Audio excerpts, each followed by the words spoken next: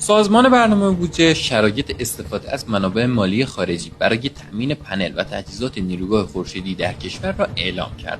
در این دستورالعمل به تأمین 85% هزینه احداث نیروگاه خورشیدی از طریق منابع مالی ایران در چین و تهاتر نفت با تجهیزات نیروگاه خورشیدی پرداخته شده است.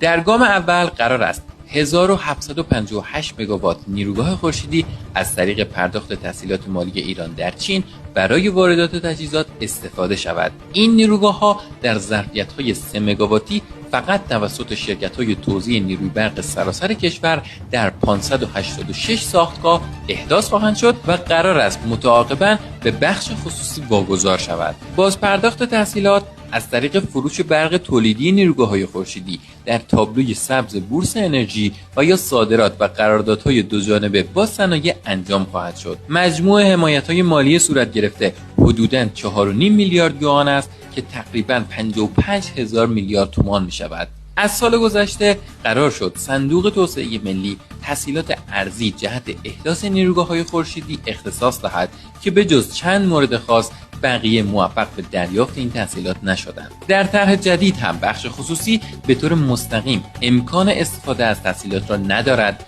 و با راهکارهایی از جمله فروش نقدی و یا اقساطی تجهیزات وارد شده